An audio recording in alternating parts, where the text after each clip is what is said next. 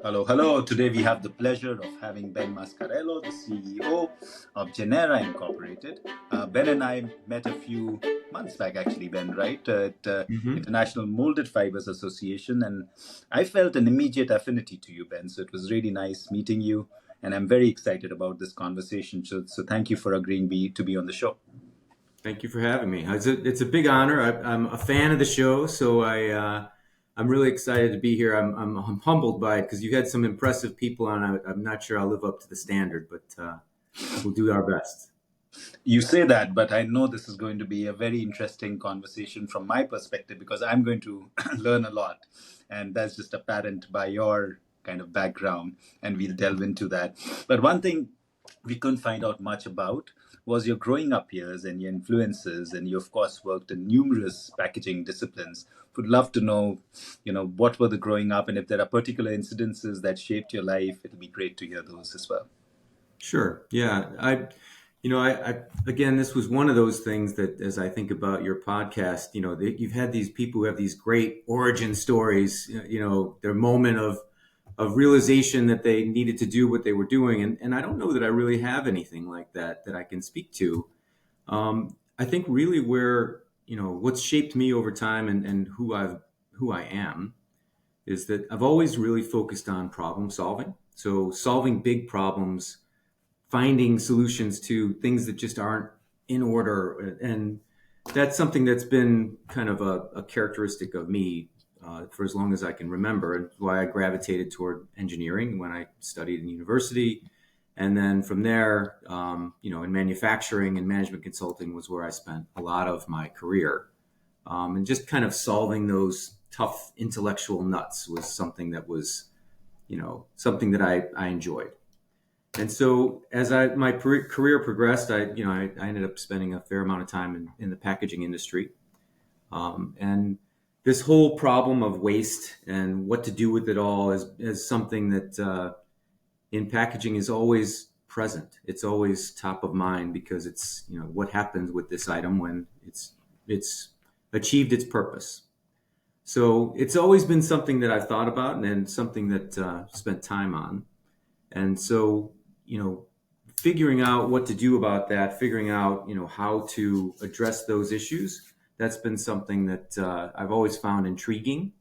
And that's sort of what ended up bringing me to Genera, is that those end of life solutions were, you know, solved in a very interesting way. And so that's really how I got to where I am. And you've definitely taken a big challenge to solve. When you look at your your intention to solve big problems, I don't think this is a small one by any stretch of imagination. So great that we Yeah. have people like you trying to do this. But I also see in your career as it progressed, you went to Korsnas, which is Billerud Korsnas, which is such a wonderful company. They do some really innovative products, and you've spent a lot of time with Novalex, which is also maybe more plastics, but still, doing very, very interesting products. So tell It's us about more half about and half, those. actually, Novalex Yeah? is. Most people don't know that, but it's about Huh. 50-50. Yeah. Is that Mm. paper bags, or are you talking about the eco product side? No, the eco is separate, totally different. Hmm. But from the manufactured side, it's about half paper and half plastic. So it's a lot Huh. of bags and wraps and clamshells, lots of different fiber products as well. No, that's interesting to know. Great. So we have even more to talk about. So of course those, Okay. and then I want to also delve into the whole Alex Partners, the consulting piece that you did in between. But let's stay with packaging first. And how did that shape your journey? And these were clearly very, very significant packaging operations that you actually headed. Yeah. Yeah. And I think, as I think about packaging and my time there, the Corsness thing was early on and learned a lot in that early period. It was a small startup business that was, a U.S. operation that was a spin out or a subsidiary of the bigger Corsness that was in Europe. So trying to build a business was something that was a big challenge. I think we had a unique product at the time because it was a multi-wall paper bag business that was using European fibers, European papers. So we were taking a lot of the industry, which was typically in a 3-layer paper sack, to a 2. which at the time was kind of unique, innovative, and many of the competitors at the time said, "Oh, that's not possible." So we were overcoming a challenge that was, in the market perceived to be, um, it was something that we needed to prove. So there was an element of that had some parallels to what we're doing now at Genera, which was And good in terms. were the usages mostly boxes or was it something else? No, multi-wall paper sacks. So it was a lot of dry goods. So concrete bags. You think about a lot of food products. So, but it was all Basically dry solids. extensible sack kind of domain. Yeah, valve sacks really is what a lot of it was. Yep. Yeah. But and I left packaging for a long time. Then I was in consulting again. So I was in consulting. I went to packaging, went back into consulting at Alex Partners, and then ended up at Novalex for quite a long time. So learned a lot about plastics, paper, recycling, all kinds of things there. So Let's talk a little bit more about the Alex partners because I guess when you're on the other side of the table and you're advising, you also learn about multiple businesses, I presume. Did you mhm. did you primarily focus on packaging or was it very wide in terms of No, yeah, no, not at all focused on packaging. So a lot of my background's been in manufacturing, so it was pretty broad based manufacturing businesses. It was a lot of you know Alex Partners is a turnaround firm, so there were some businesses that were in distress, some that were not. So different from my management consulting time in that there was generally a burning platform. There was generally a need to drive change in a rapid fashion, and um, typically there was a big challenge that needed to be addressed. We would come in, sort that out, and that was really how I ended up at Novalex because that was at the time on the front end. It was a project. It was a client that we came to see, and ended up enjoying it so much, enjoying the team that they asked me to stay, and I left the firm to go and join that business. So yeah, another thing that intrigued me when I was reading through your CV was that it was pretty quick after your MBA that they made you the CEO at Corsnus. What was that? What was it about you that they felt that you can actually lead a business? You were presumably young. You were maybe in your 30s or even younger.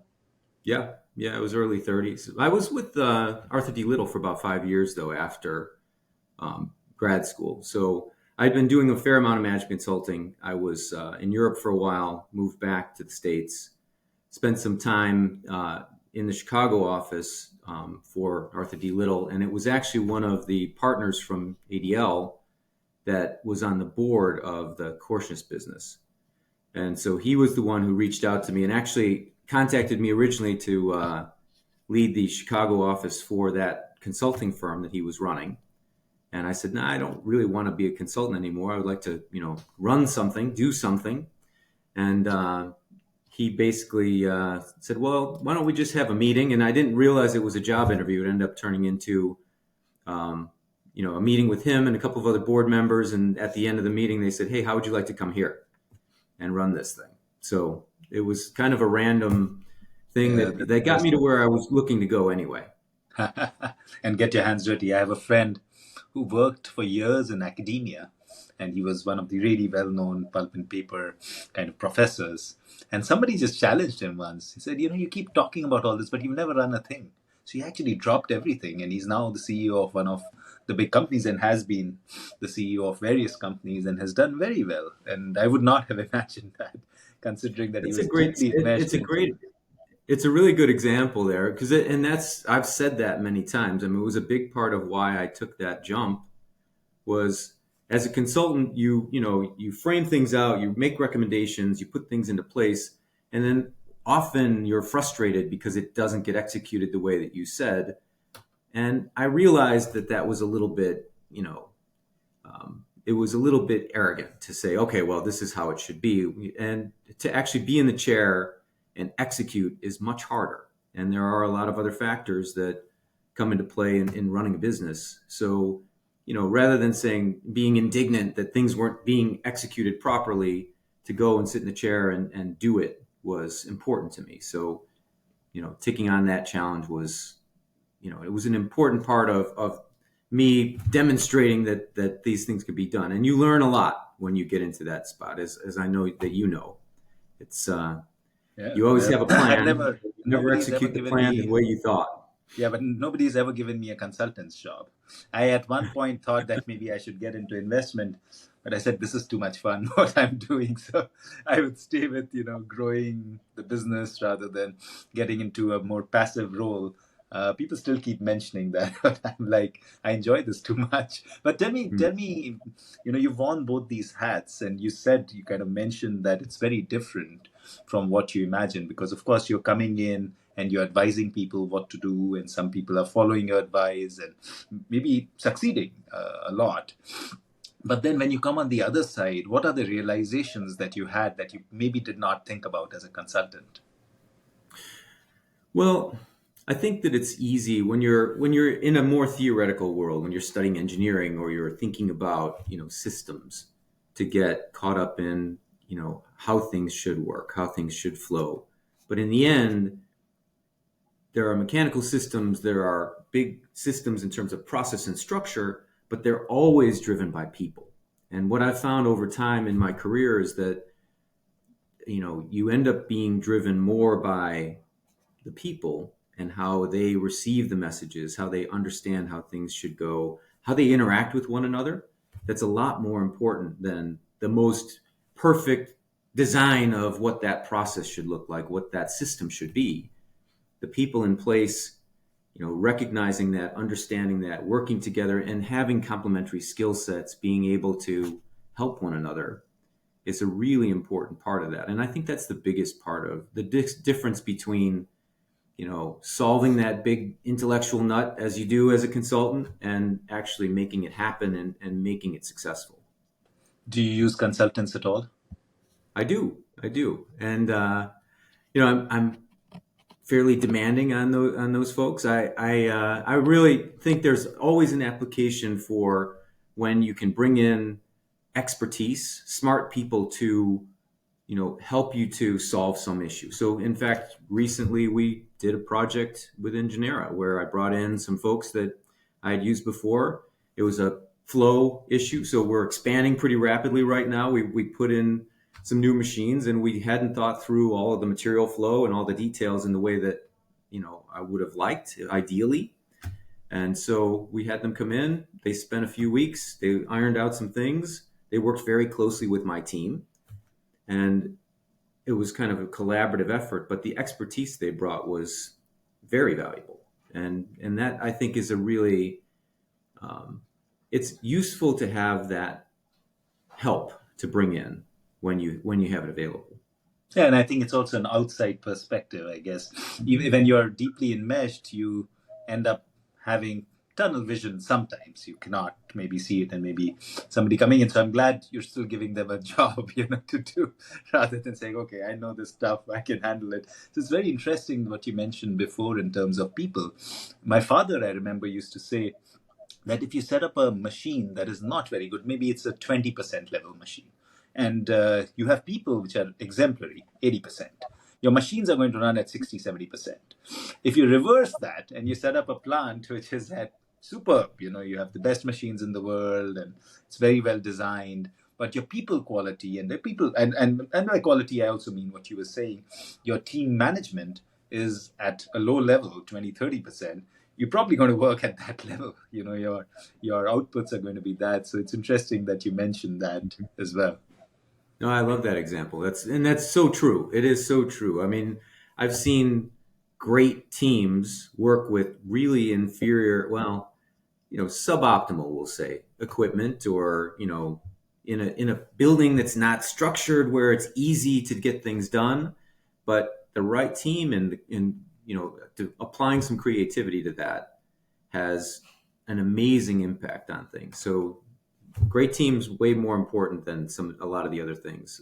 It's your first thing. It's always helpful to have great equipment that's new and all kinds of things like that. But if you have the wrong team, it all fails. Yeah, I couldn't agree more. But the thought that went through my mind, I was in Estonia once, maybe even 15 years back, and they had just separated from Russia. And I went to this mill, and it was the funniest sight I've ever seen. This was actually an extensible sackcraft mill, like the one you were talking about. And there were sofas right in the middle of the machines with Russian women knitting. And I was like, Sofas. what? Yeah, like couches, couches in the middle, like really cushy couches. Like I would not have Wow. imagined that in the middle of two machines, this woman, this senior Russian woman, is knitting. And I was like, it's working. Even then, I don't know how the team was, but the mill manager was Indian, and he said it's a tough one to manage Hmm. the labor there. But they still produced, and they still hopefully succeeded. But that was an interesting vision that came to me after years back as you were speaking. Yeah.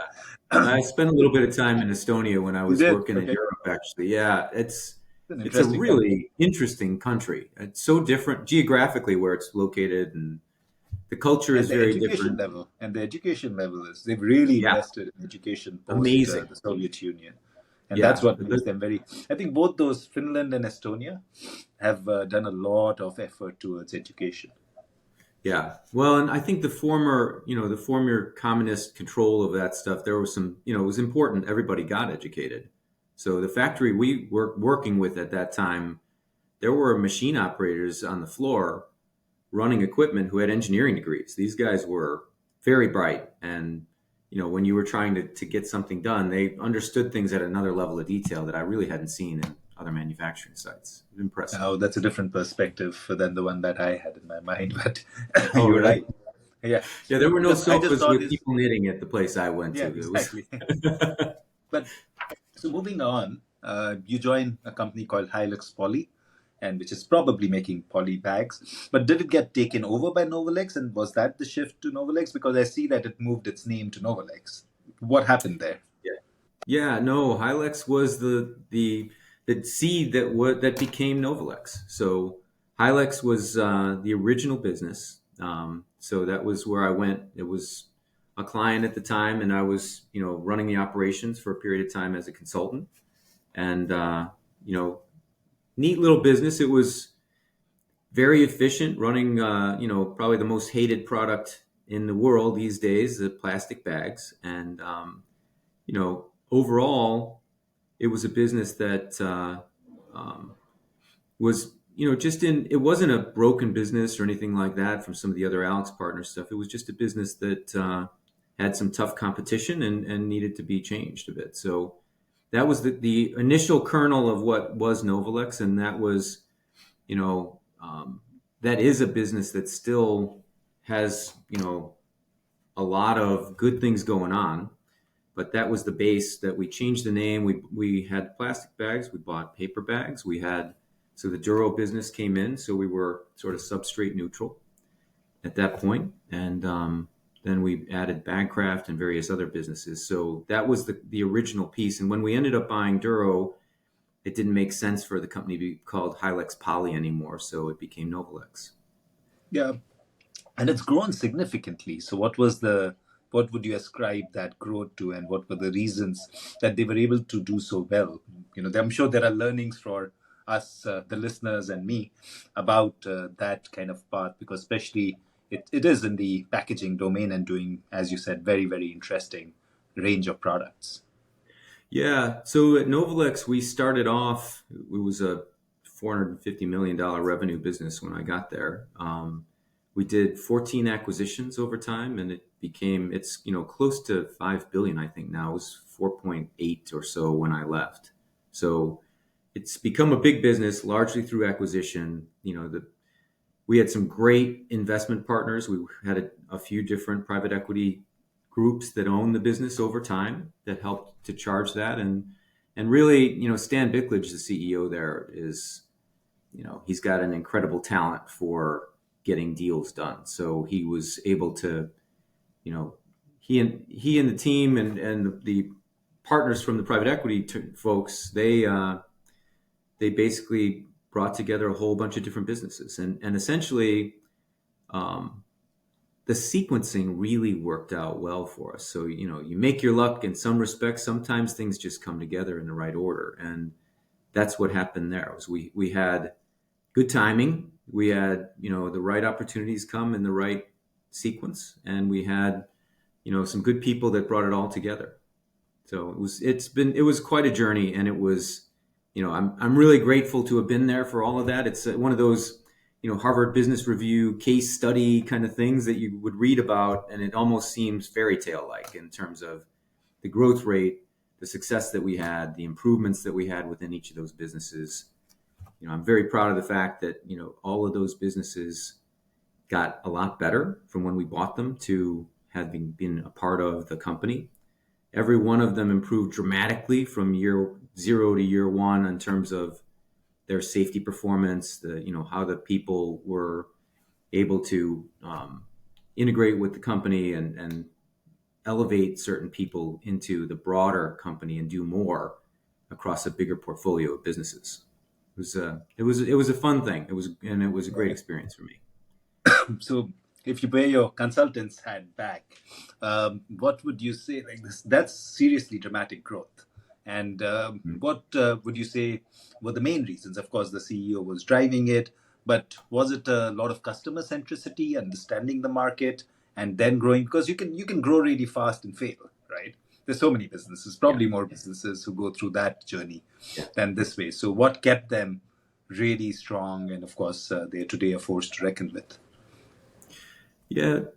Business acquisition, business integration is hard. It's something that a lot of people get wrong, right? So when we did the first big acquisition, it was right around 4th of July. In It was 2015, I think, or no, the first acquisition was 2013. So we were having a party at my house. My wife and we hosted a bunch of family and whatever. And I was excited because we had just done this deal. And I was telling somebody that we had just made this acquisition and expanded the company. And my wife was taking some business classes at the time. And she said, she walked into this conversation. She said, I read that 80 something percent of acquisitions fail. Here I was talking about this thing that I was very excited about and that we were on this expansion. And she kind of, rained on my parade a little bit. But, it actually caused me to think about that. And I did a little bit of research and, read some things about why those things fail and, tried to be pretty thoughtful about how we integrated those teams. And a lot of what I did over that arc within Novalex was that of bringing those teams together, sort of integrating them, respecting those teams for what value they brought, what value those businesses brought, but specifically the people, back to the people and the systems, and trying to figure out how they plug in, what they're doing well, how we can gain from that, and not necessarily, all right, how do we assimilate them? How do we make them like us? But how do we gain from that? And I think that was a massively important element of the success in that growth, was that we were able to harness that with those people. I think we were pretty effective at integrating those teams in a very respectful way and gaining from what it was that they were doing that was different. Yeah, trust the wives to show us the mirror, though. We were just talking about Yeah. that before we started recording, right? So, so of course, you make this big shift after years with Novalex. What is it? Almost 15 years or something Yeah. like that. Yeah, with Novalex between Hilux Poly and moving to Novalex, then you make this big shift. Of course, there's a brief stint somewhere else, but there's this big kind of role that you take up with Genera. And how did that come about, and what attracted you to that business? Yeah. So yeah, I intended when I joined Novalex, I intended for that to be a year or two. As from consulting to that role, I said, okay, I'm going to go. There's some stuff I need to fix here and Yeah. finish. We were on a great Best, trajectory. yeah, I was just And going to say best laid plans. Yeah. yeah, no, it was, and so I thought, okay, I'll be there. We'll finish some things, and then I will move on to whatever would be next. But it was an operating role again, which was fun and interesting for me. But that year and a half did turn into 15 years, 14, 15 years, depending on whether you count the consulting time. And it was because we kept doing interesting things, the acquisitions and the other things that kind of came together. And the challenges there was always something new. So it was it was a lot longer than I had anticipated, a lot longer than I had originally planned. But there were some great things happening there. But we reached a point where it was probably time for me to go and do something else. And, about 2 years later, I said, all right, well, it's time for me to go. And we managed to transition. I exited the business. So that took about 8 months from when, we had discussed it to when I actually exited. And because I had been there so long, I wanted to take a little time and think about things. So I took about a year and a half sabbatical. So I took some time off. We did some traveling. I was doing a fair amount of advisory work. I wasn't totally idle. So I was actually, my wife says I was taking a lot of calls and I was doing a lot of work for free at that point, in many cases, not all of it, but just to think about what was really going to be important. And Genera was a business actually that I had heard about a couple of years before that. And I thought, wow, that is a really cool company. That is a business that's doing something that's really unique and special. So, I knew that. We kind of went on. I was in this sabbatical. I was actually getting ready to say, okay, it's time for me to go back and do something else. And I was interviewing pretty actively for a few different roles, all of them larger manufacturing businesses, multiple plants, things like that. And this thing kind of came across my radar and it just sort of spoke to me. So, um, you know, there are not many real avenues to get domestically produced molded fiber products in the US. We were buying a lot of containers, thousands of containers of that product from Asia, largely, in my prior role. And we had looked for that solution and it didn't exist. And so this was one where I felt like they had the technology, they were thoughtful in the way that they were deploying it, and they were doing it already. They were proving out some of this and on a smaller level, and had recently gotten a good investment partner who was there to be able to drive the growth and take it to scale. And so, it was a business that I think needs to exist. It is a business I think needs to exist. It's a business that has a really important place in the industry. And it's, taking it to scale, that's an area where I think I can help them. So that was where I felt like there was an overlap between what I could do and what the business could do, and where I think it was a good connection.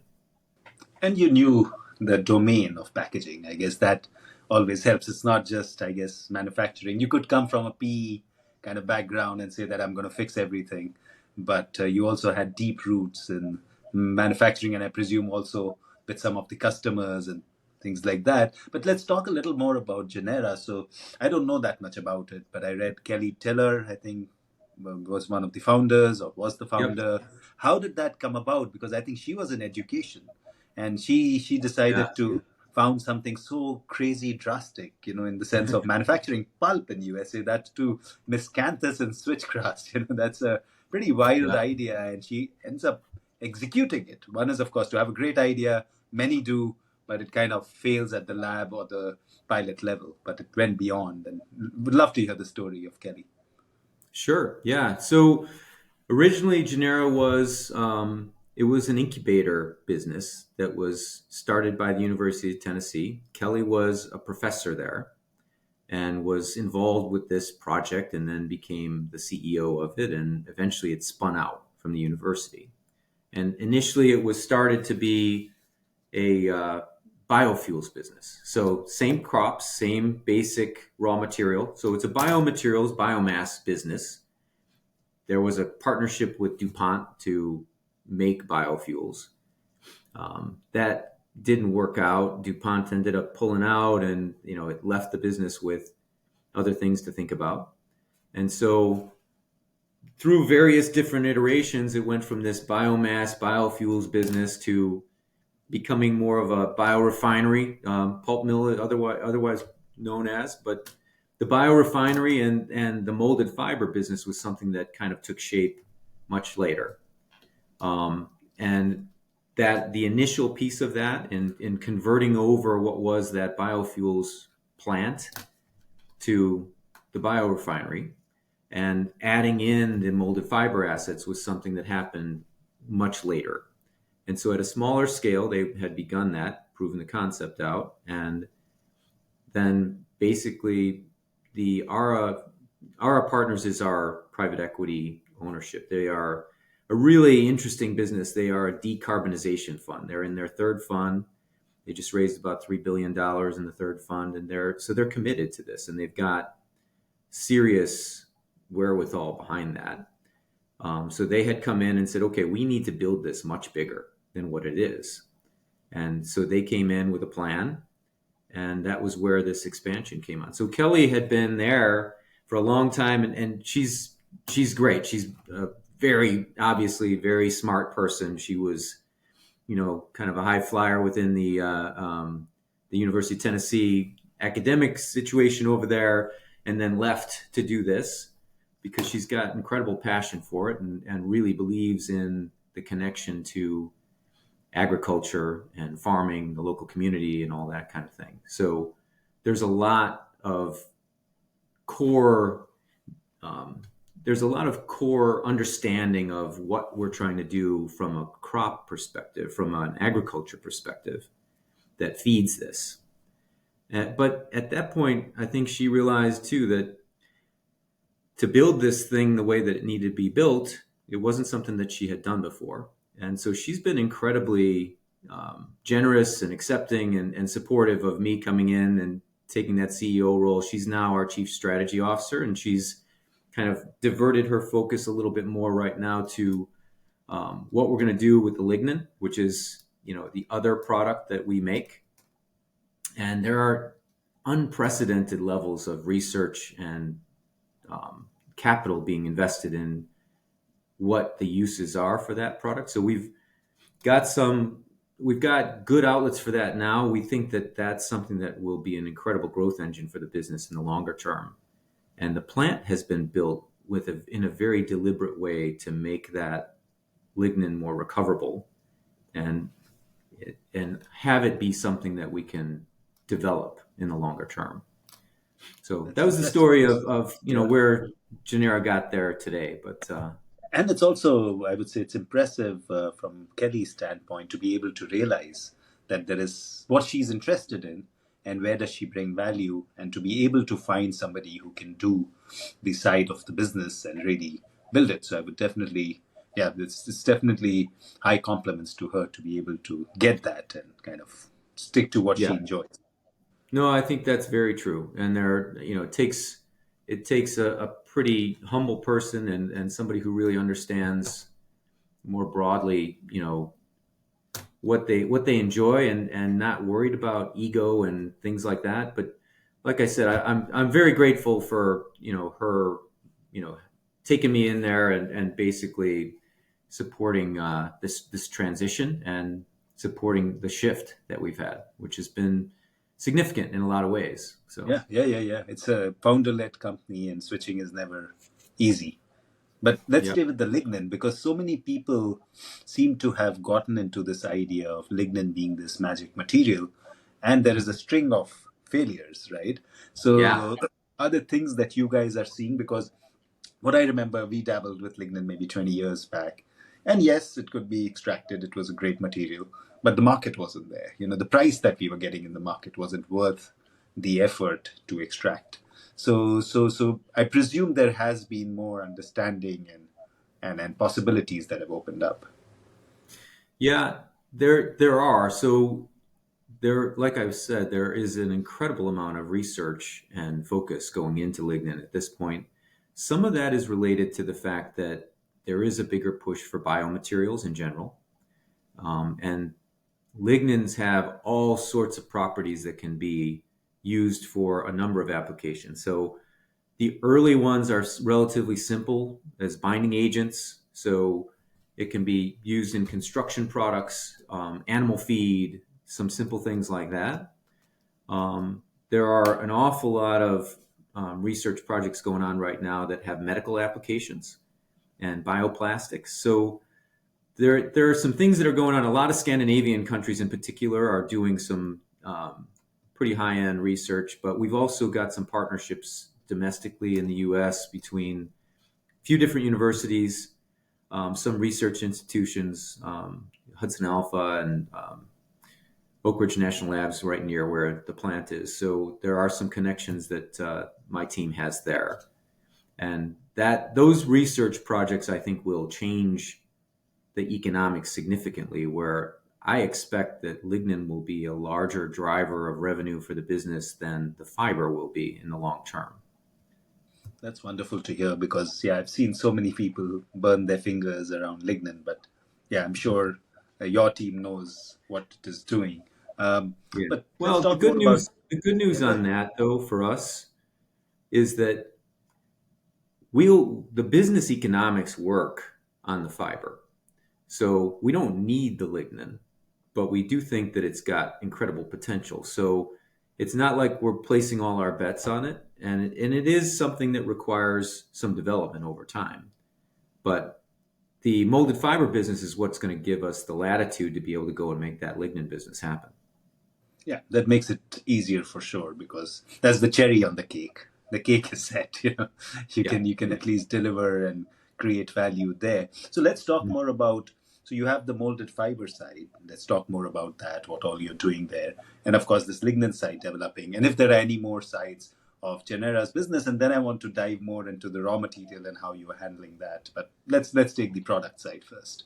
Yeah. Yeah. No, and that's really that's really the whole basis of what Genera is, right? If we really think about the molded fiber business, and as I mentioned before, it is something that needs to exist. There have been a few companies that have tried to create a domestic molded fiber business, and it really hasn't been developed at a scale that we have. And so, as I think about Genera, the biggest differentiators are the fact that we have this connection to agriculture. So we think about where we begin. That raw material component is very important. And the fact that we have that being built around the plant. So we currently are bringing in materials from a few different places, but the intent is that we will have all of that product grown within a 90-mile radius of the plant. So that has an incredible value in terms of footprint and carbon as we ship things all around the world. But it also has some other very important elements of it that kind of brings me to that second differentiator, which is that local domestic footprint overall. And if you think about fiber, moving things into a fiber product is always a better thing, relative, mainly because of the end of life answers, right? But the problem with a lot of that is that one of the bigger reasons why molded fiber is awesome is because it can be composted, and it's got this whole end of life element to it that really brings home the value.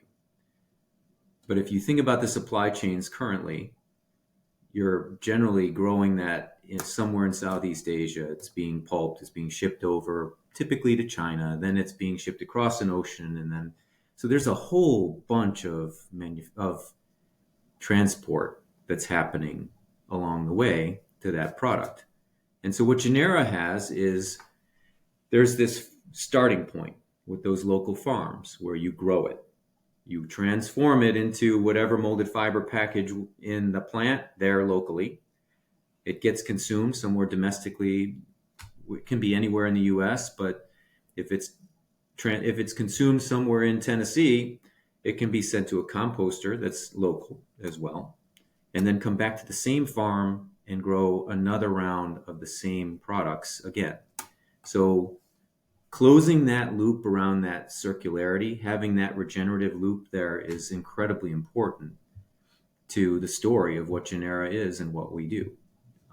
So that's, again, starting with that farm, if you think about what we're doing, these are, purpose grown regenerative grasses.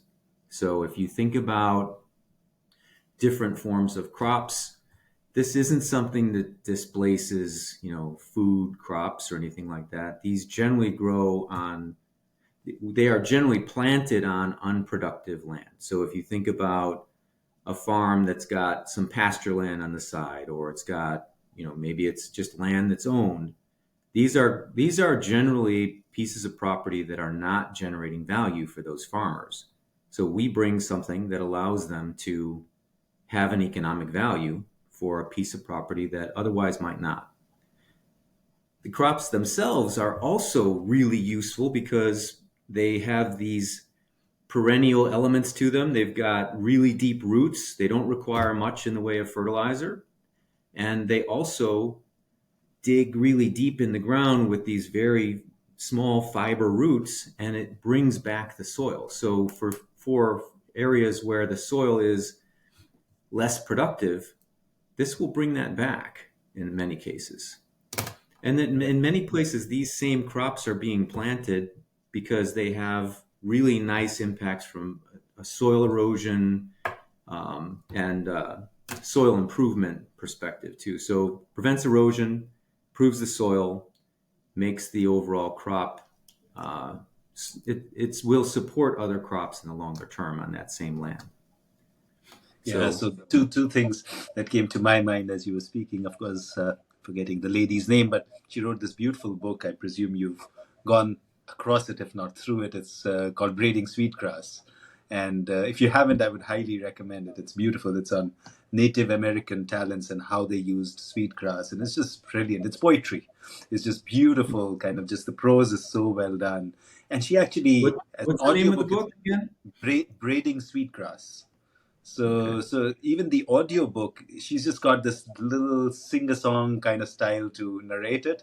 And it's just beautiful to hear it. And, with you guys using that, you would love that idea of sweetgrass. The other one that came to my mind was another friend of mine who retired from the pulp and paper industry in India. And he once told me that, I've worked 40 years for the industry, and most of the companies I worked with is run by the business community in India. And India is very staggered in terms of caste and all that kind of thing. So there's a business community. And he said, and I learned a lot from my owners. One thing they taught me was that if you buy in tons and sell in tons, you'll never make money. So you have to buy in tons and sell in kgs or maybe grams or as you do in pieces. So, so then you start to add value. Basically, what he was saying was that adding value is really important and not just kind of buying something and selling something. So it's beautiful to hear what you guys are doing from that perspective as well. And I know that these, at least the kind of crops you're talking about, are a huge nitrogen fixative. So you're right in the sense that the I'm sure the soils are really benefited. But I want to also ask you from the perspective of cellulose, because you and I know that every fiber is different. I even see a huge difference between a black spruce and a white spruce, or a northern pine and a southern pine, and of course bagasse and straw. So talk to me from a perspective of miscanthus and sweetgrass, and why did Kelly or whoever that team was that chose these two? Because of course they went on to have it grown, so there must have been something there. And then what makes you guys so buoyant and bullish about that being a good fiber for molded fiber? But you're probably the only one doing this one. I don't know. I know you sell some pulp, Yeah. but you're probably the only one in the world. So it'll be great to hear what their thought process was. Yeah. Well, so the foundation of the business is in ag fibers, right? And so switchgrass and miscanthus are primary to us, but we have been doing trials with various different types of ag fibers. So, we've used sorghum and some hemp. We've used some wheat straw, some bagasse. So those things are not unattractive for us. So we would like to be able to optimize what those properties are that come from those ag fibers. We would like to be um, open to those things over time. But the core piece of it, the base, is going to really still come from that local piece. And because of the impact that it has on agriculture locally, and because we think we can replicate this model in multiple places. So if we have that core piece, and then maybe there are some properties that you bring in because you've got some longer fibers from a particular alternative form of ag fibers, that's okay, as long as it supports um, the overall goal of what we're trying to accomplish. So the mission is really to have that be a local tight loop there for us to be able to regenerate the soil. And so you see on a little bit of the Genera information now, we've kind of had this tagline of regenerate the earth. So we want to make sure that all of what we're doing supports that basic principle. And so that, starting with that agriculture piece, that's very real in terms of how we have set up the manufacturing plant and how we're being very deliberate there as well. And on through which partners we work with, where we sell, who we sell to, and that our story really resonates with them, that it matters to them, that they're intentional about choosing us as well as us wanting to sell to them. The compost partners that we're dealing with are important too, because we want to be able to bring those intentional customers to that end of life solution and then bring it back again to the farm and have that compost have a real circularity around it. So I think I went Um, off topic there a little Look, bit on you. don't worry, don't worry. We're going to go back. We are going to come back to products because there's a Okay. whole section I want to talk to you about in customers and products. Yeah. But a couple of things in my years of experience with agri pulping, what I've found homogeneity plays a big role. And even what we find, at least even like we use mostly bagasse, and what we find is that even the bagasse between a mill and another mill is different. And you have to kind of understand that. So we literally test every pile and every truck that comes in, and how do you blend that. And you're talking about a wide variety, and I'd love to hear more about that. The second aspect on that is that when we've worked with agri crops, because of course in the case of bagasse it's much easier because it's already been taken into a sugar mill, it's been crushed, it's been washed, and it's relatively low in silica by the time it comes in. Whenever we have tried to use an agri crop, silica is a big issue because a lot of, and it doesn't have to be external silica, it could be just inherent silica that is within the fibers. So do you guys see that homogeneity being an issue because your product quality would change, and the issue with processing because of silica?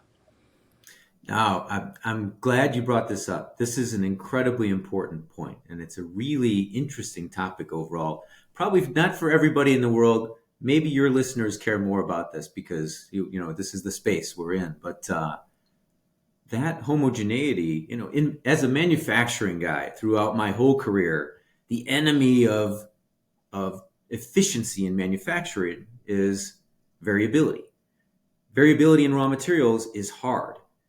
Using recycled materials always is hard because, especially if you talk about post-consumer, right? So when we come to fiber and we think about that raw material, your point is incredibly important in that all of those fibers that you're talking about, the bagasse and the wheat straw and all, these are byproducts of a crop that was grown for a purpose. Nobody grew that sugar cane, with the intent of making the fiber really efficient to work in molded fiber. The crops that we're using have been bred for that. They are purpose grown, and their specific first point of value is for the fiber.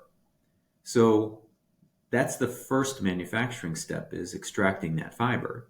And because they are purpose grown, we can eliminate a bit of that variability in that raw material consistency.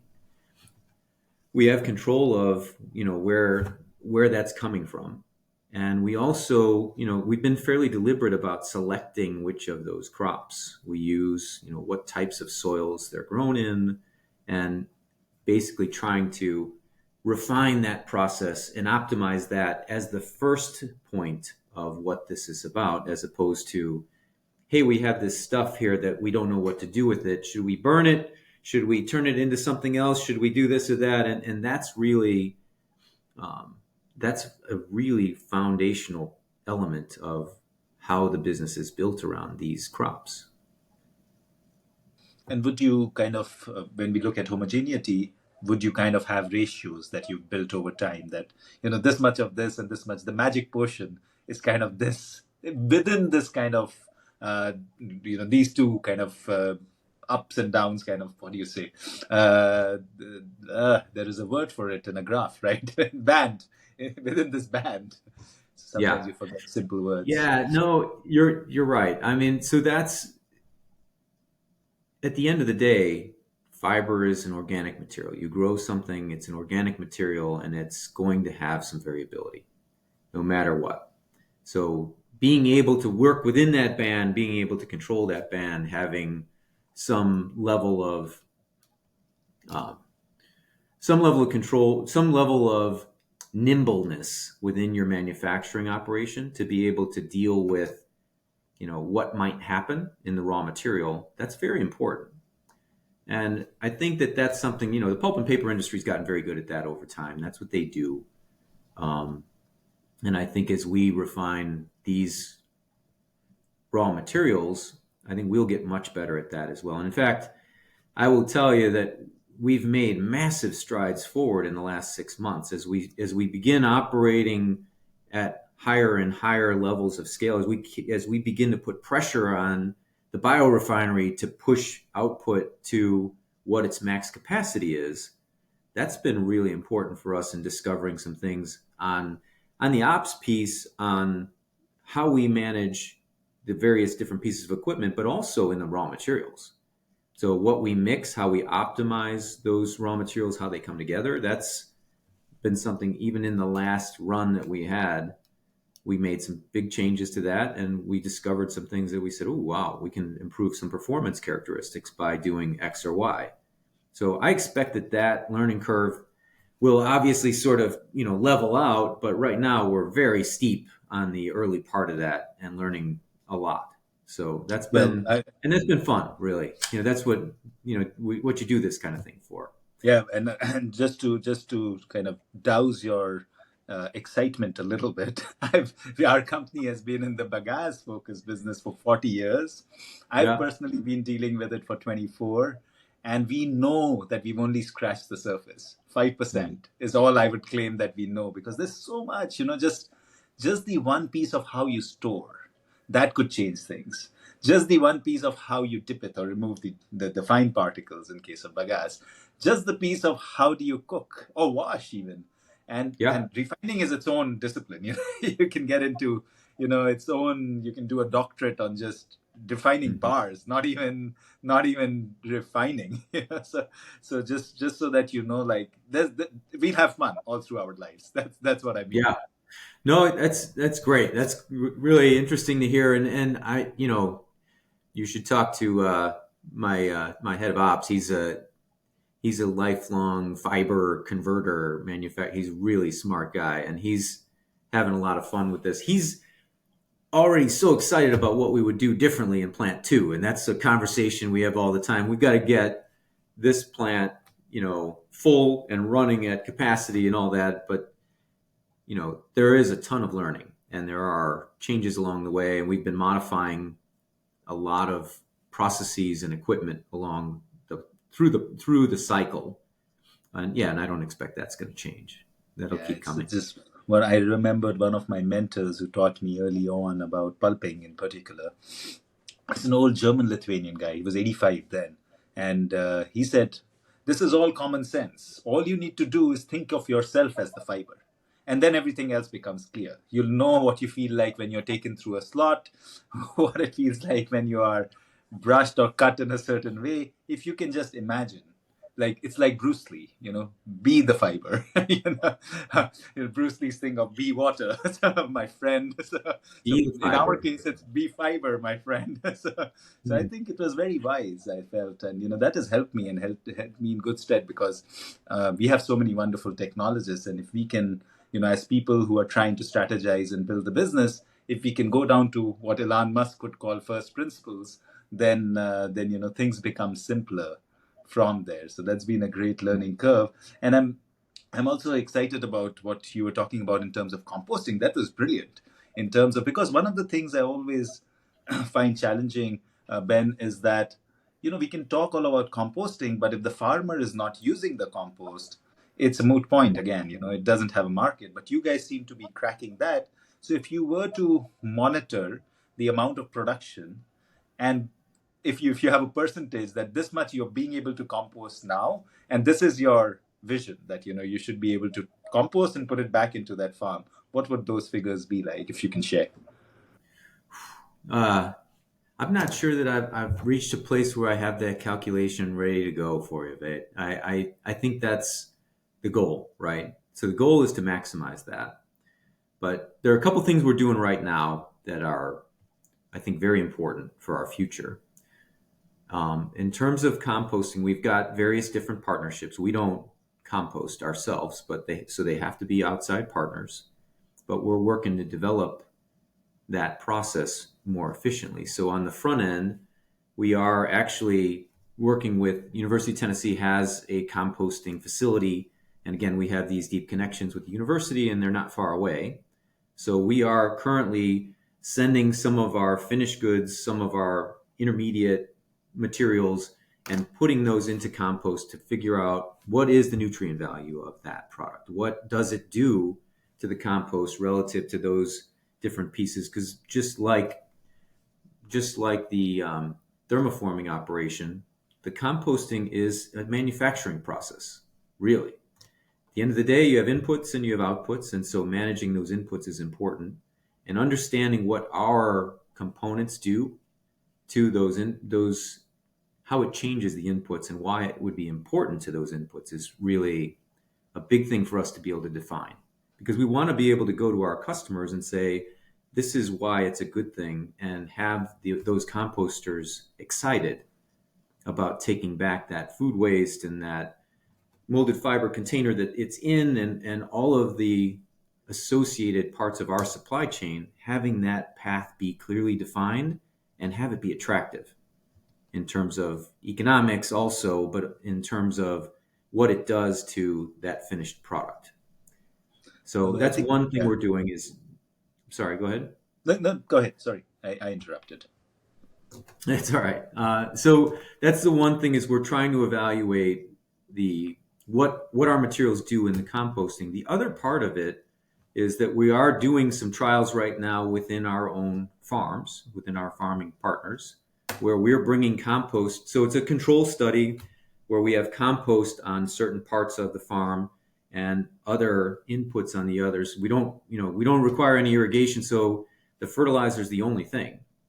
So it's a nice control study for us to really be able to monitor crop yields based upon what the compost is, what it does, and how to displace those chemical fertilizers completely, because it's a very different input, and it's surprising that it's not fully understood how that works, and it's not too surprising that it's not known for these crops, because these particular crops that we're growing are, they're not widespread. They're not things that you see everywhere. So it's something that's got to be developed there. And that'll be a part of the sale process for the economics to our farming partners as well, to be able to say, hey, we can line up this source of fertilizer, and this is specifically what it does. Because farmers, in the end, they are pretty technical, and they are very sophisticated about, very minute changes making big impacts on their yields, on the productivity, and the per acre economics of what they do. Yeah, absolutely. And why I asked you that question in particular was because we have been thinking about this. I read a very interesting book again. It's called Invaluable. And what it talks about is that we as business people tend to measure output matrices. And this could be production, profitability, turnover, sales, etc., etc. But what really matters is input variables, because if you think about a seed, all you can do is to nurture it well, put in the right soil, put in the right fertilizer, water it, if the right conditions are there, and hopefully nothing untowards happens, it will, again become a big tree. But if you start kind of digging it up and seeing the roots, you're going to kill it. So the idea was, what is your input matrix? And this is something I have been debating in my head. What is the input matrix in this business? And one of the input matrices that came to my head was, if we are talking all about leaving the planet cleaner, and we sell a lot of products, but we have no clue where it ends up, then is it really is it really done? So one of the Hmm. things I thought about was exactly what I asked you, and I was wondering if you were already thinking in that sphere, percentage of product composted, because then that would drive our thinking, and it even drives what is the kind of customers you sell to. Are you going to kind of resellers and you have no clue where it ends up, or you're going to go to more institutional sales where you can have that closure? So those were things that we were toying with as well. How does one get around to doing that? And the other one which I just wanted to put across in terms of composting, it's just interesting that yesterday we were talking to one of our composting partners, and the chief scientist there started laughing. He said, guys, you can't have everything. You want to have it less absorbent, you add in AKD and some oil proofing chemicals, and then you want us to compost. So he said, the absorption goes away, and I have a huge challenge even with cutting it down into. I'm now trying to crush your product, because otherwise the rate of composting is very different. So that's also interesting to see. Like you mentioned, it's more complex than we think in terms of the composter. So Yeah. yeah, that's why the question, it was just on my mind. Yeah, no, it's a great point. It's a really important concept. And what I would say is it is something I've thought a lot about. So in prior life, in dealing with both plastic and fiber packaging, I would say that it's been a relatively recent phenomenon that packaging design includes any thought whatsoever about end of life. That's a past 10 years kind of dynamic. And I think that's really encouraging in some respects because it's very early days where people are thinking about that. And you see changes in packages that are thoughtful about that. And the end of life pieces of it, having a path for it is the first step. And then bringing it through is a very, very important finish point. And particularly if we think about different geographies, Europeans are just better at separating, collecting, and managing their waste. Americans are not as good at that and not motivated to do that. So we've got to find different solutions. And so each geography's got its own dynamic, and each place has its own challenges. And if we speak specifically about composting, it is an underdeveloped market right now. But we believe that access to compostables and having more of that in the market will drive more demand for composting. So it's a very small percentage of people in the US in particular that have access to real composting facilities. The collection mechanisms are pretty weak, but it's growing. It's growing fast. It's, I think, 12% a year is the growth rate of composting capacity. Now, if you're growing on, I think it's sub 5% right now of access, but 12% growth is compounding over time. That'll have a big impact. So that build is important, but it's pretty staggering how much is not available. My wife and I did a trip to the Bay Area, and you think, okay, that's the greenest area in the entire country, and it's going to be. And everywhere we went, we thought, okay, this is going to be the place where you'll see some practices that we can learn from. And everywhere we went, we found compostable products. Plastic cups were all PLA. Everything was compostable. Everywhere we went, there was no composting bin.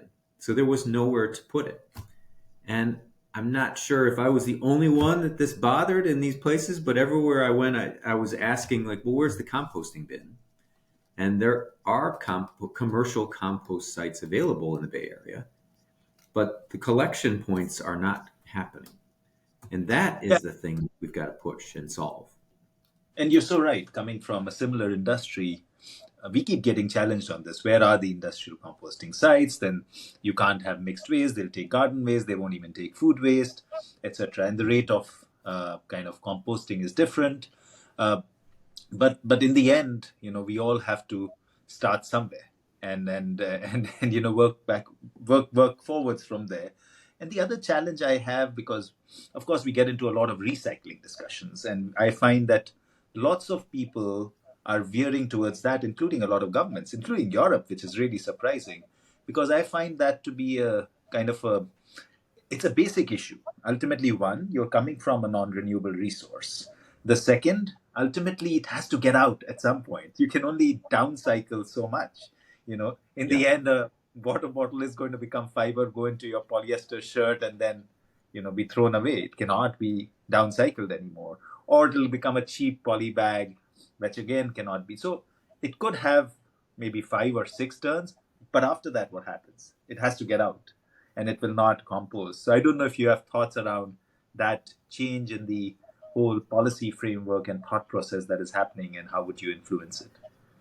It's a tough question. It really is. And I think that, one of the things I've really enjoyed about your podcast and listening to, what you've done over time is I think that often people who are trying to accomplish good things, who are trying to come up with solutions, they tend to exclude a lot of folks because they judge what those other paths are. And I've really enjoyed how much of a big tent you've created. And you've talked to people who are coming at this from so many different angles and who have ideas you know, that are very different from one another. And they are sometimes plastic solutions, sometimes paper. And the fact of the matter is that those substrates are all going to exist in the future. There is no idealistic world where, everything's going to have a package that just evaporates into the air and then becomes, part of the ecosystem and is perfect and beautiful. We still have to convey things from A to B.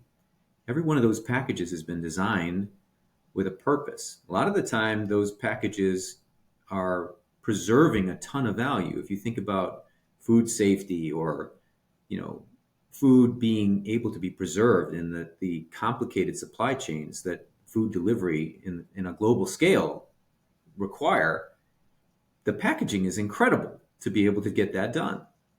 So it's not going to go away. And so you have to have solutions to those things. And so I think coming at that from various different angles is critical. It's got to be done. But if you really think about the limitations to getting that done, there are some big economics that work counter to what this is. So, there are lots of different answers to that. Overall, I don't know how I would legislate that. I'm generally not excited about having things legislate around that. A couple things I do like. One, in Europe, I saw different systems where they were actually charging for the amount of stuff that goes to the landfill, and then all the recycled stuff was free. So that's where that goes. The recycling goes somewhere, and it's the opposite in the U.S., where you often pay for your recycling.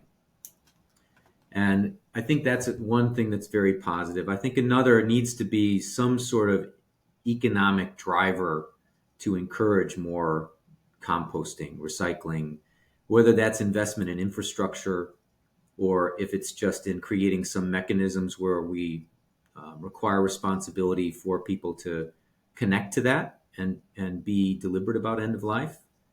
But somehow or another, economics need to be cured because the back end, it's easy to ignore without some level of incentive. I am encouraged in general, though, that it does seem like it's become more top of mind for people, and they do naturally care about it. It's, younger generations in particular, this is something that's really important to younger people. And I think that's going to help drive more momentum. But at the end of the day, you got to cure the economics for this because it's not always going to happen just on its own. Yeah. And I don't know. That's the thing that's tough to solve.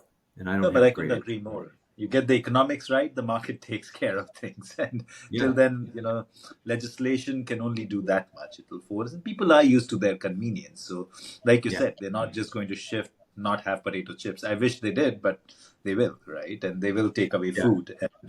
And so that's something that's in our DNA. And I want to make a quick switch to the other technology, which you guys are dealing with, which is the molded fiber technology, the actual conversion of pulp into molded fiber. And that's been an age old technology. And what I see is that there is not that much innovation. So, how are you going about that? And somebody asked me that, why don't you set up a pulp mill in US? I said, oh my gosh, I would never be able to manage the costs.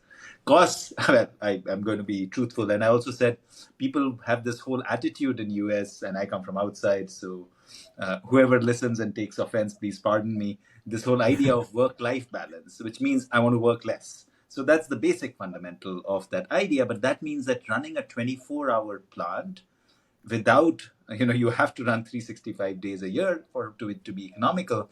That would be a challenge. So have you been able to identify technologies that can be, you can implement and they run at a decent efficiency, and are able to kind of get the right people to be able to run them? Yeah. Well, first of all, I've spent a lot of time in manufacturing in a lot of parts of the world, but a lot in the U.S. And I think that you're not being fair to the U.S. manufacturing base there, Vid. I'm That's not, happy. I'm happy you say no, that. but I think you can definitely run a 24/7 operation. I run a lot of businesses that were 24/7 in the U.S. Um, it does create some challenges, but there are people who prefer those shifts and who you know enjoy that, and I think that that's it just takes some thought. So I would say that it's not impossible, but cutting back to the more specific question around technology and figuring out how to do this with U.S. labor, the plant has been designed in a very, very deliberate way around that. So recognizing the cost of domestic labor is a big deal. So automation is very important in the operation we've got. And I will say, I mean, I've seen molded fiber operations in China. They're pretty automated and they're very, very sophisticated. So it's not something that we had to invent completely. But we've been very careful in selecting technologies that will allow us to automate, that are minimal labor.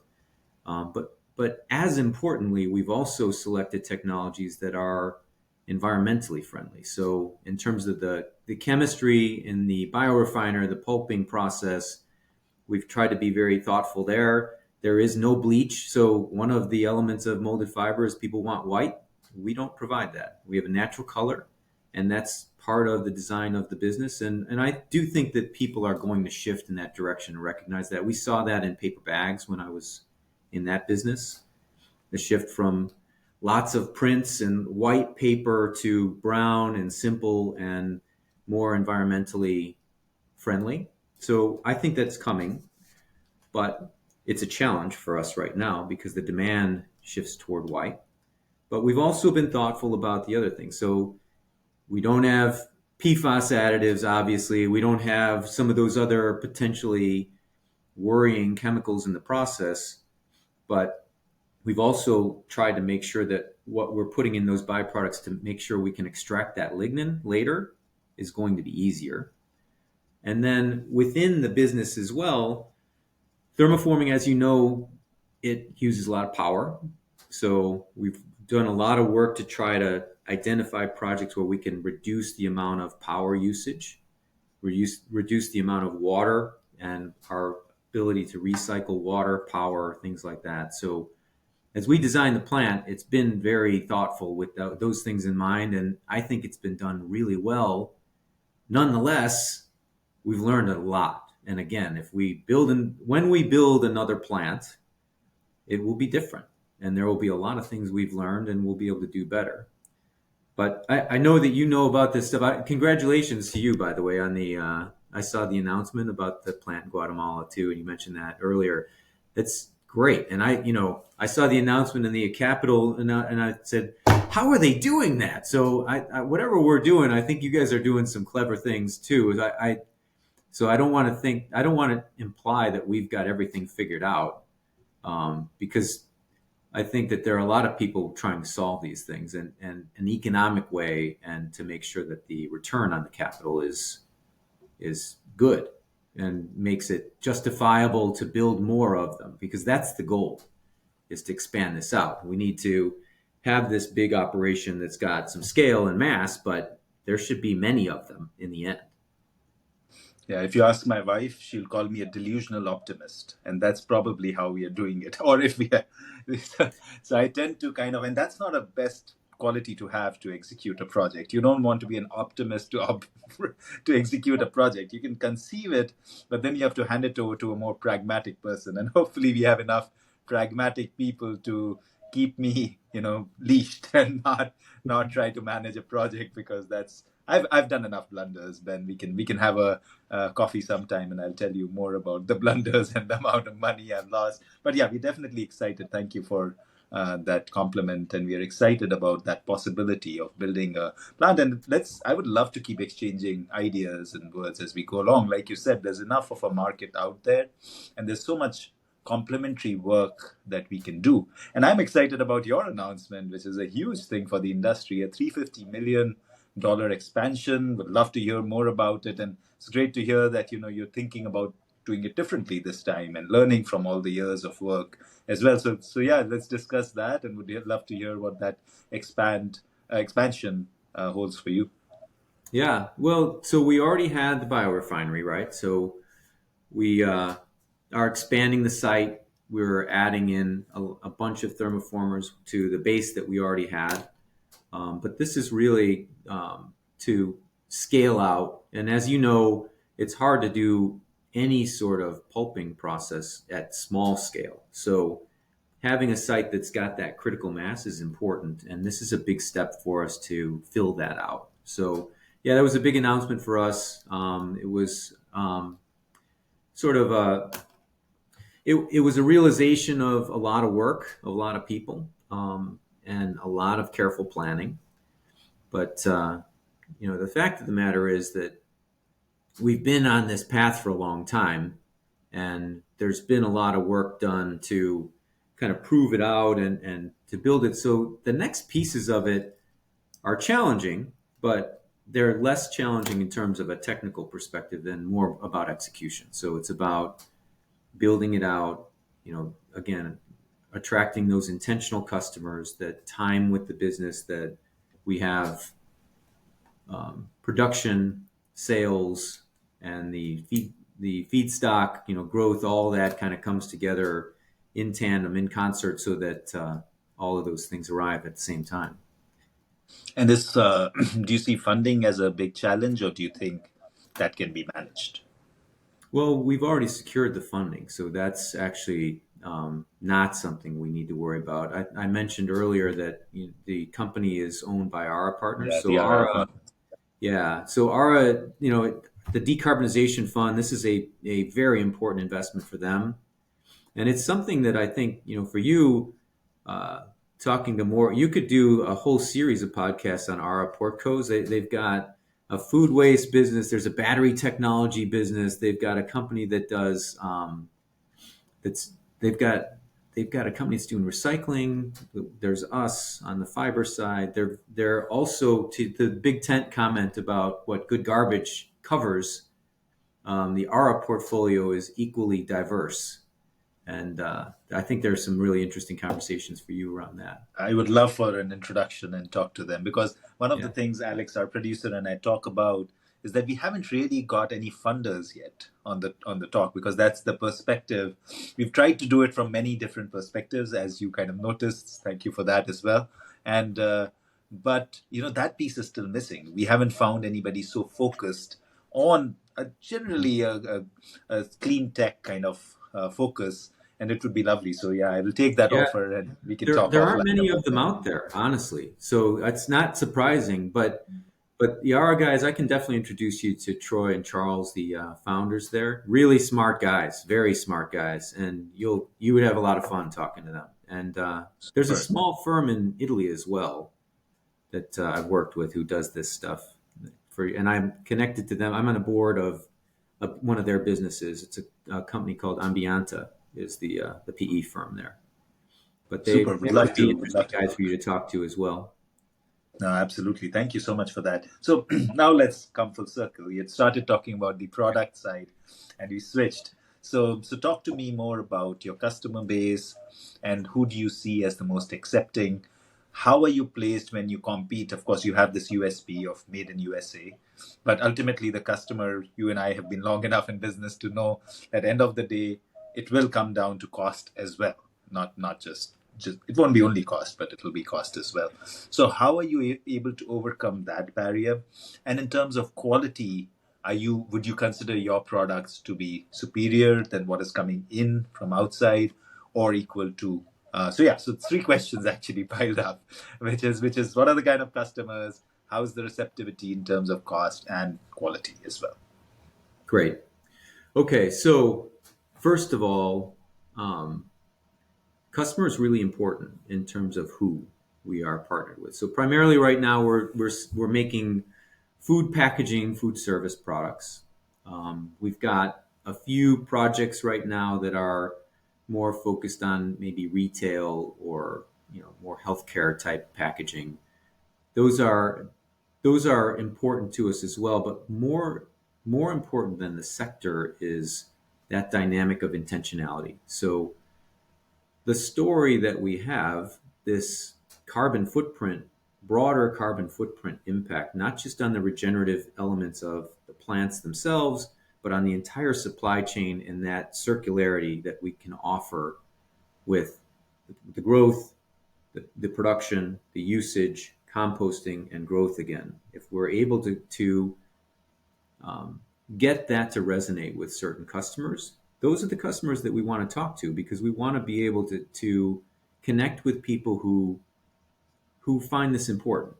Because let's face it, if you're going to go from a polystyrene tray or plate or whatever to a molded fiber, you're already paying a premium. So having that premium involved is something that having an intentional customer who cares about that first is valuable and important for us, because we also want them to promote our story. So, and I know some of our customers, and the the folks at Better Earth are good friends of ours, and the Farmers Fiber product that they sell, we love that. It's because they're really selling the story. They're not just selling a molded fiber product. They are very intentional, and they are finding intentional customers on the other end there. And that's a good example of what matters from a customer perspective for us. And then in terms of the product itself, to address your other question about quality, we're we're at a place where I don't have any insecurities about the performance of the product being any different than what's coming from Asia.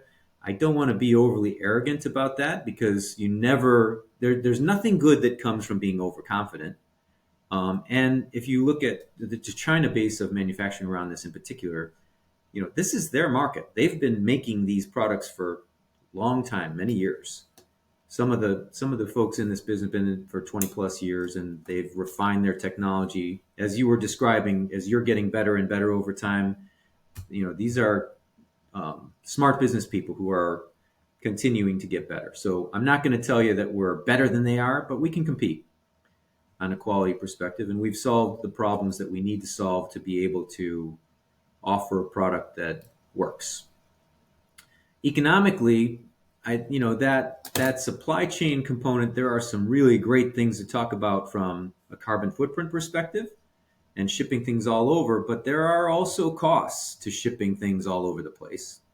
So having that raw material supply close to the plant, there is a natural, local, positive impact on the environment to all of that, but there are economic elements to that matter a lot as well. So that's one of the things that I think is going to be important for us in terms of long-term stability, and in terms of the economic viability of the business. So I think we've got some good things in place that, with the automation and the simplification of the process, with the local supply chain, that allow us to be competitive there. So I'm not worried about that. And then we've got the backing, as I mentioned, with the ARA folks that will get the thing to that place, and then it kind of takes on a life of its own. What about the design side? Have you looked at being unique from a design perspective? Or, in the end, sometimes you have customers where a 9-inch plate is a 9-inch plate. It can be brown or white. Or Yeah. have you thought about that intentionally as Genera, that you're going to have, because there are pluses and minuses, right? You can plug into the supply chain much easier if it is a standard product. And otherwise, you have to stand out, and which has its own challenges. So, how do you see the design side of molding? No, it's a very good question in terms of market approach, and it's clear you've been thinking about these things as well, because that's a question that demonstrates some insights into the challenges of these products. In my opinion, there has to be a bit of balance there. So the food service basic, products, they'll be a part of our portfolio for the long term. Those are things that we're going to make, and there's a lot of volume there, and it's a good piece of business. But we also need to have some more creativity in design. We have to have some enhanced performance characteristics that are going to meet other applications that might be more challenging on food packaging, some stronger grease resistance, some ability to withhold from oil, water, or whatever in a food packaging environment, to be able to go into a freezer or into a microwave. Those are things that we have some active projects ongoing on that. We've solved a lot of those challenges at this point. So we think we've got good products there, but waiting for all of that to fill the whole plant is going to be a fool's errand. So that's going to be a part of the solution, but we also have to have some balance between various different markets.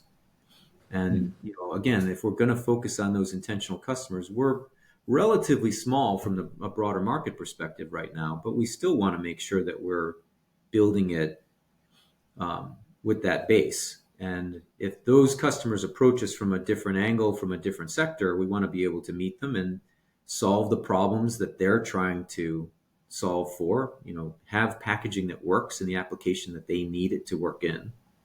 And we've got some really great people in the business who are designing those things and who are building that stuff as well. So we've got an innovation center that we opened in Houston that's got some people there that are doing that work, and then the team in the plant have got a few people there who are also have good backgrounds and good depth on how to manage fibers in a way to enhance them in a way that allows them to meet really challenging requirements and still be compostable, still be safe for the environment, still be regenerative in some level or another in that longer term cycle. Hmm. What about the pulp side? So I know that you're still selling some pulp. How much of the quantum of the total pulping is that? And I presume that will dry out as soon as you start your big expansion. And is that a couple of years, a year? How do you see that? How much pulp and how much time do you have that now? Yeah, I think for us, my hope is that we can continue to sell pulp in the longer term. So I expect that the partners that we've got who are buying pulp will continue to do that. So we need to expand our capacity in a way that we think we can press the capacity up from what the base is, so that we can still support those customers and expand that market as well. Because the demand for ag fiber, in particular, there's some big brands and there are some large companies with sustainability goals where ag fiber does some really great things, especially what we talk about with these purpose-grown regenerative grasses.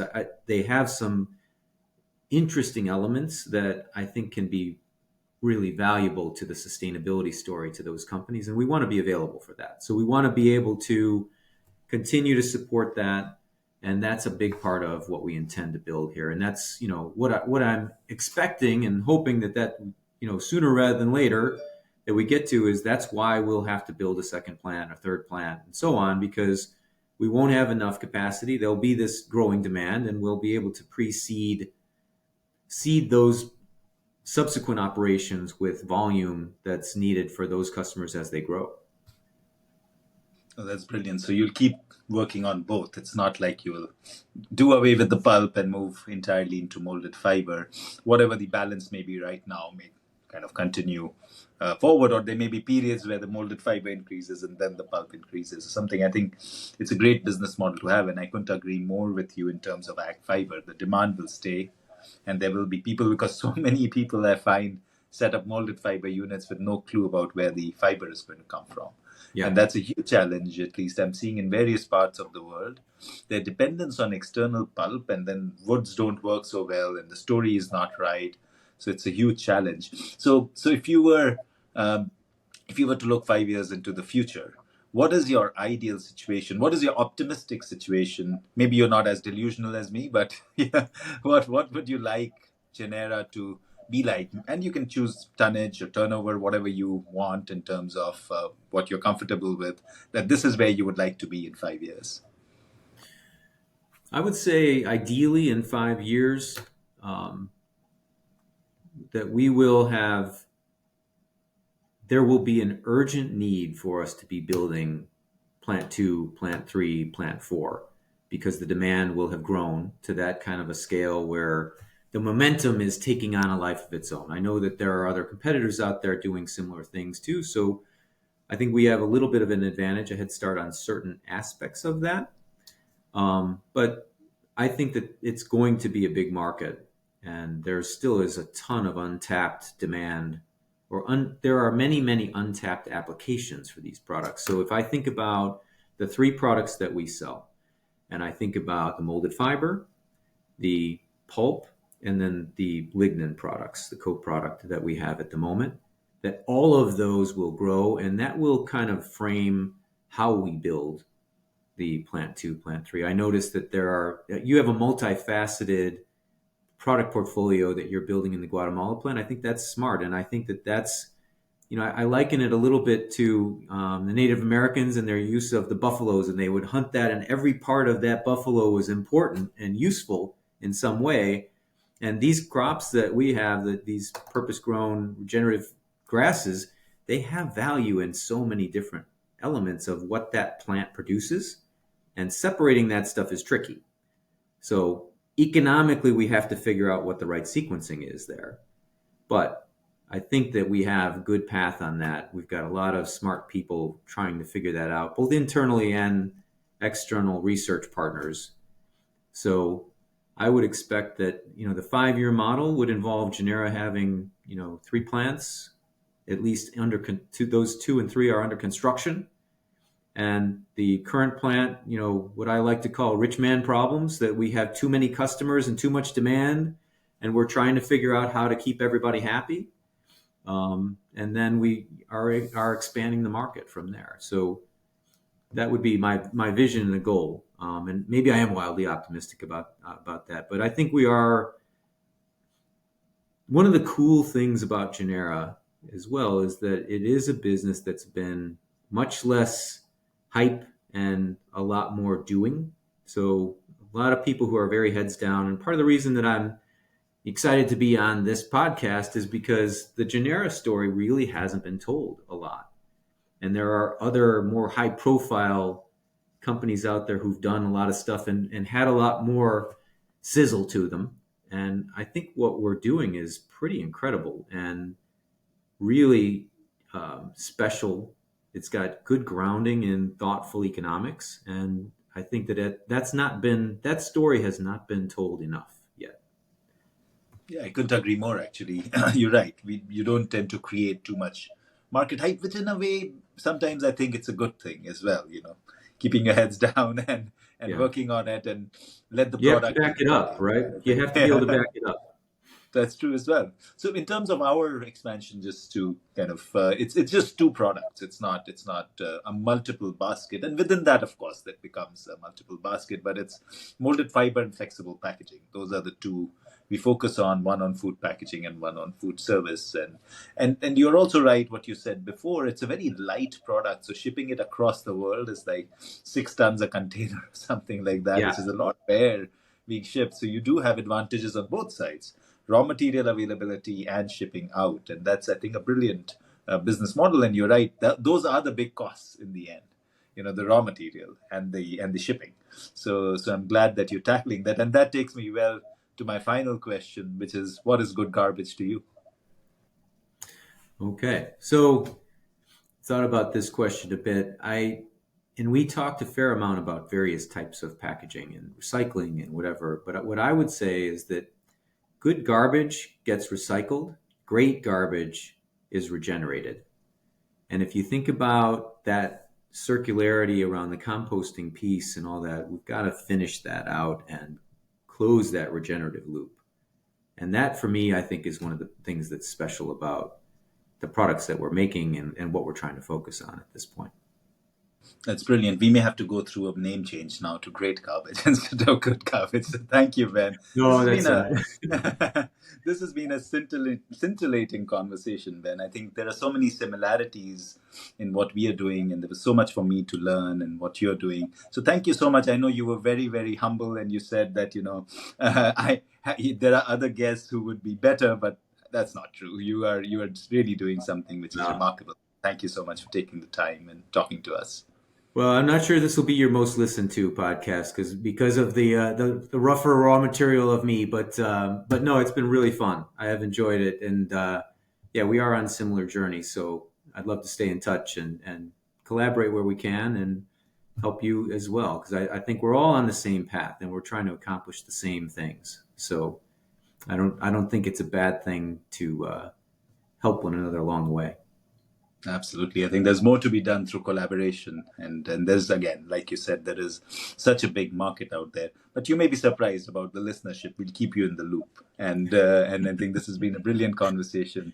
And also because what you said before, that Genera hasn't spoken up that much. And people do know about Genera. So I think it's going to be, I'm almost certain that it's going to be surprising for you. Okay, all right. Well, Thank you, thank you Ben. again. I really appreciate you having me on. It's been fantastic. It's been a lot of fun.